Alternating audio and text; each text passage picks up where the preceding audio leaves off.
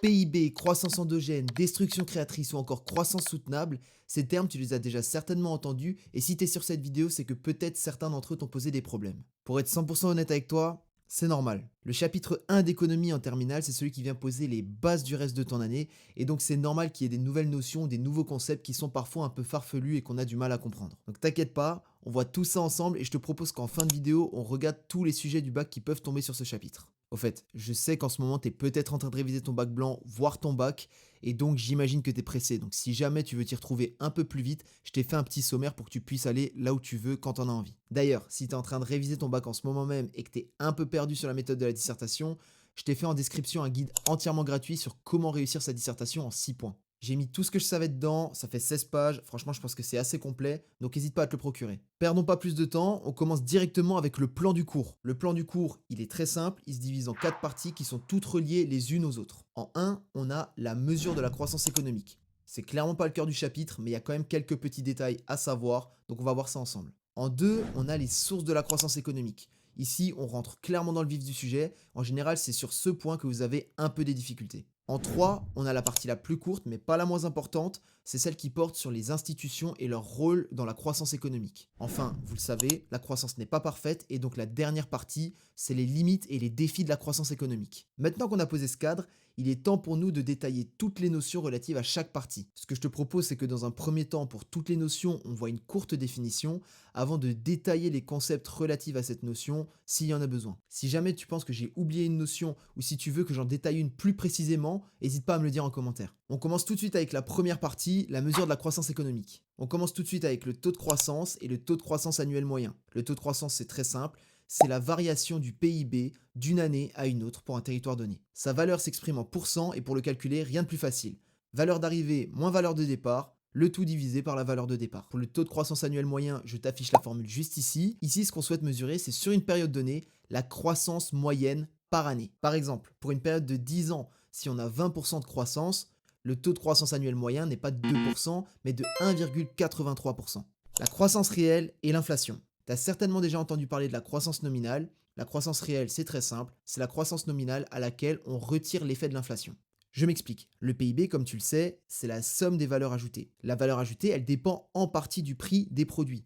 Donc nécessairement, si on a une hausse générale du niveau des prix, à savoir de l'inflation, forcément notre PIB nominal va augmenter. C'est pour ça qu'on souhaite le décorréler de l'inflation et donc on va retirer l'effet de l'inflation, ce qui nous donne une croissance réelle. Ensuite, les phases de la croissance. Les phases de la croissance, il y en a 5 à connaître. En 1, on a l'expansion économique. C'est tout simplement la phase où on est en croissance positive. En 2, on a la crise. La crise, c'est le moment de rupture où l'on passe d'une expansion économique à une récession. En 3 et en 4, nous avons la récession et la dépression économique. Attention à ne pas les confondre, elles ne veulent pas dire la même chose. La récession économique, c'est un ralentissement de la croissance, c'est-à-dire que la croissance économique diminue. La dépression économique, ça n'est pas un ralentissement de la croissance, c'est une baisse de la production, c'est une baisse du PIB. En d'autres termes, lorsqu'il y a de la récession, la production peut être supérieure à la production de l'année précédente, c'est simplement la croissance économique qui est moins rapide par rapport aux années précédentes. Alors que la dépression, c'est une réelle baisse de la production, une réelle baisse du PIB. Enfin, la cinquième phase et la dernière de notre cycle de croissance, c'est la reprise économique. On arrive à la fin de la récession, à la fin de la dépression, et la croissance reprend de plus belle. Les chocs d'offres et les chocs de demande, ici c'est pas très compliqué. Le choc d'offres, c'est une variation imprévue de la structure de production qui vient modifier la production en elle-même. Un choc de demande, ici, c'est une variation imprévue de la demande globale qui vient affecter les consommateurs. Dernière notion de la première partie, croissance effective et croissance potentielle. La croissance effective, c'est très simple, c'est la croissance réelle que l'on observe actuellement dans un territoire donné. La croissance potentielle, c'est un peu plus complexe, c'est le niveau maximal de production soutenable à long terme, sans tension dans l'économie et sans hausse majeure du niveau de l'inflation. En d'autres termes, c'est une estimation du niveau maximal de ce qu'on peut faire si tout va bien dans le meilleur des mondes. L'output gap, c'est la différence entre la croissance effective et la croissance potentielle. C'est ce qui va servir d'indicateur à nos dirigeants pour savoir si on a besoin d'un réajustement de la politique économique. On passe à la partie 2, les sources de la croissance économique. La première notion qui nous intéresse, elle est centrale, c'est celle des facteurs de production. Les facteurs de production, on en compte deux, le facteur travail et le facteur capital. Le facteur travail, c'est très simple, c'est ce qu'on appelle la main-d'œuvre. Le capital, c'est un peu plus abstrait, il peut être public, il peut être physique, il peut être immatériel, il peut être financier, Bref, il peut prendre une multitude de formes. Ce qu'il faut retenir, c'est que le capital, c'est l'ensemble des ressources qui nous sert à la réalisation d'une production de biens ou de services. Productivité et PGF ou productivité globale des facteurs. La productivité, c'est l'efficacité avec laquelle les ressources ou les facteurs de production sont utilisés dans le cadre de la production d'un bien ou d'un service. La productivité, elle peut notamment se mesurer en productivité horaire. À ce moment-là, on va essayer de savoir quelle est l'efficacité de chaque facteur de production par heure. Les rendements des facteurs décroissants. Clairement, cette notion, elle pose souvent problème à la plupart des élèves de terminale. Pourtant, cette notion, elle est vraiment centrale si vous voulez comprendre le reste du chapitre et si vous voulez comprendre plus largement pourquoi on a besoin de progrès techniques dans la croissance économique. Les rendements des facteurs décroissants, ça décrit une situation où si l'on augmente un des facteurs de production en gardant l'autre facteur de production constant, on estime que notre production va augmenter, mais à un taux plus faible que précédemment. Je vous donne un exemple concret. Admettons une exploitation agricole où on a un terrain qui sera fixe, c'est-à-dire qu'il sera ni plus grand ni plus petit au fil du temps. Si dans cette exploitation agricole, vous augmentez chaque semaine le nombre d'employés d'une personne, votre production augmentera, mais elle augmentera toujours un petit peu moins vite qu'à l'ajout de la personne précédente. Ainsi, si vous augmentez votre nombre d'employés d'1 million de personnes, mais que votre terrain n'est pas capable d'accueillir ce million de personnes, à ce moment-là, votre production n'augmentera plus ou alors augmentera très faiblement. On aurait pu prendre l'exemple d'une machine où seulement 4 ou 5 personnes peuvent travailler dessus, ou encore l'exemple d'une feuille de papier où seulement une personne peut s'atteler à l'ouvrage. Maintenant, parlons de l'investissement. L'investissement désigne l'engagement de ressources financières dans des actifs ou un projet dans l'espoir d'obtenir des rendements ou des bénéfices futurs. Au fait, j'ai un TikTok où je parle de SES tous les jours. J'ai notamment fait 2 vidéos, une sur la destruction créatrice et l'autre sur la différence entre la croissance intensive et extensive. N'hésite pas à aller t'abonner. Ensuite, la différence entre innovation incrémentale et radicale. Une innovation incrémentale, c'est l'amélioration d'un procédé ou d'un produit déjà existant. Une innovation radicale, comme son nom l'indique, c'est une innovation, une découverte qui va venir modifier la structure de production ou de consommation concernant un procédé ou un produit. Ensuite, il faut qu'on parle de 2 types de capitaux très importants, le capital humain et le capital public. Le capital humain, c'est très simple, ça désigne l'ensemble des connaissances, l'ensemble du savoir d'une population. Le capital public, quant à lui, désigne l'ensemble des infrastructures, l'ensemble des biens possédés et gérés par l'État. On parle par exemple des réseaux d'eau, d'électricité, des hôpitaux ou encore des écoles. Ces 2 capitaux, ils sont hyper importants pour la suite du chapitre, c'est eux qui permettent une croissance à long terme parce qu'ils possèdent ce qu'on appelle des externalités positives. Une externalité positive, c'est un effet bénéfique issu d'une activité économique qui bénéficie à des tiers qui, eux, n'étaient pas impliqués à la base dans cette activité, le tout gratuitement. Si on prend l'exemple de l'application Strava.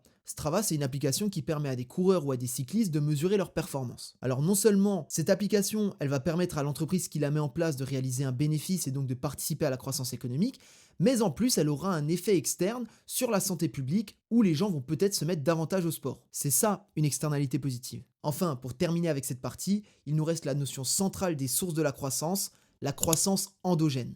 Déjà, endogène, ça veut dire qui est inhérent, qui est à l'intérieur du système même. On l'a dit plus tôt, la seule augmentation de notre facteur travail ou de notre facteur capital ne suffit pas à expliquer la croissance à long terme. C'est pourquoi on a besoin d'augmenter l'efficacité de nos facteurs de production, on a besoin d'augmenter notre PGF, notre productivité globale des facteurs. Cette productivité globale des facteurs, elle ne tombe pas du ciel comme nous le disait Solo, on a besoin de progrès techniques et d'innovation. De la même manière, ces innovations, elles n'apparaissent pas par magie.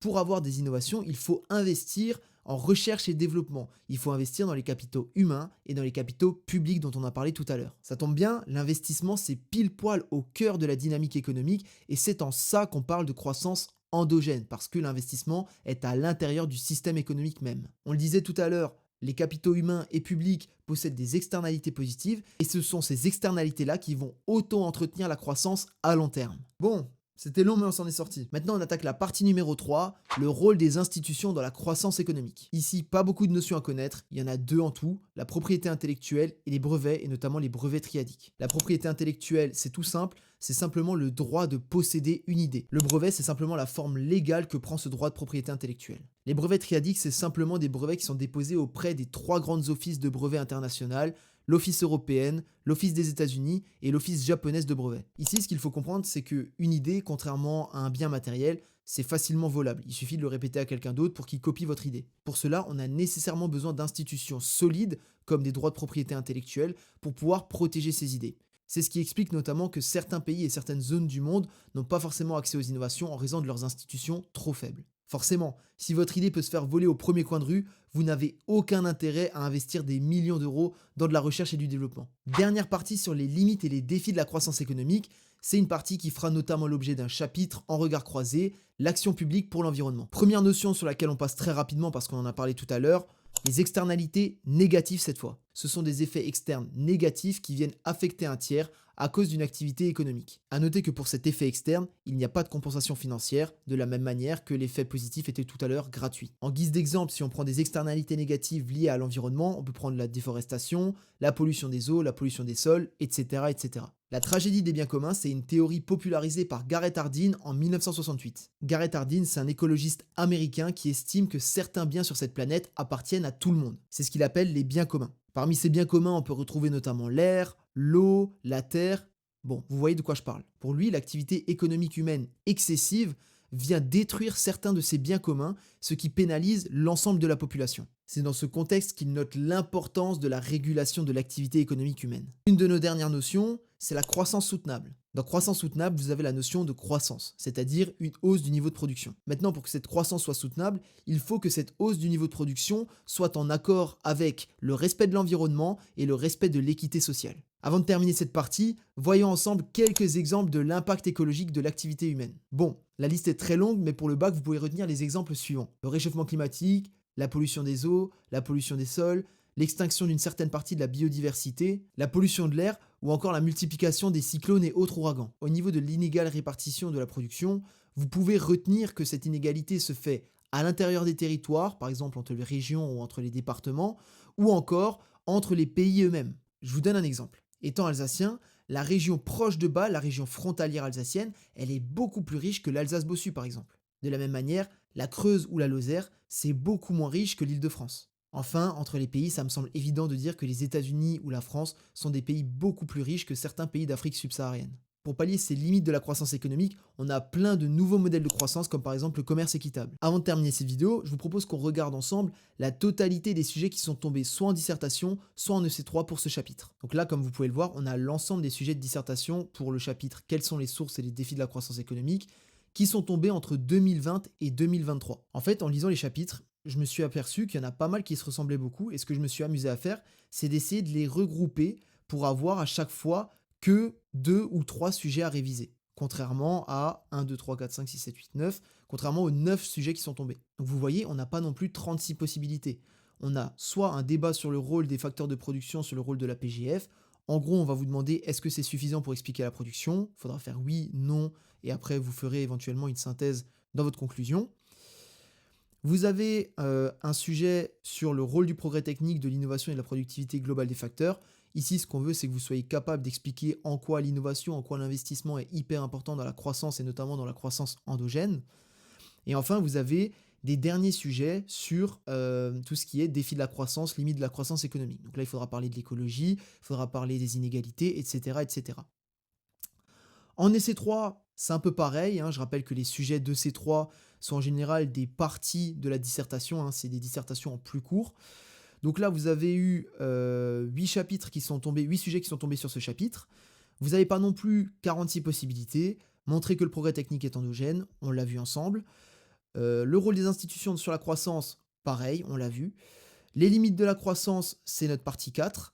Et enfin, montrer que les innovations et le progrès technique sont des solutions aux limites de la croissance. Bon, ça c'est un peu l'histoire de nouveaux modèles de croissance. On parlait du commerce équitable, on pourrait aussi parler éventuellement des voitures électriques par exemple qui viennent supplanter les voitures à diesel ou les voitures à essence qui sont polluantes pour l'environnement. Bon, ça peut paraître tout bête, mais je pense que c'est vraiment très utile et c'est vraiment bon à savoir qu'il n'y a que certains types de sujets qui peuvent tomber en dissertation. Ça vaut pour ce chapitre, ça vaut pour tous les chapitres de SES. Si jamais vous voulez les plans détaillés de tous ces sujets pour ce chapitre ou un autre, n'hésitez pas à me contacter sur Instagram ou par mail, je vous répondrai et on s'organisera 1 heure ou 2 de cours particuliers pour qu'on puisse voir tout ça ensemble. C'était tout pour moi pour ce premier chapitre d'économie, je sais qu'il n'est pas évident, mais croyez-moi, avec du travail régulier, on peut s'en sortir très facilement. Encore une fois, si vous avez d'autres problématiques ou si vous voulez discuter de votre orientation avec moi, n'hésitez pas à m'envoyer un message, j'y répondrai avec plaisir. En attendant, je vous souhaite de bonnes révisions et si pour vous c'est bientôt l'examen du bac, bon courage, bonne chance, vous allez voir, ça va le faire. En attendant, je vous dis à la prochaine vidéo, ciao!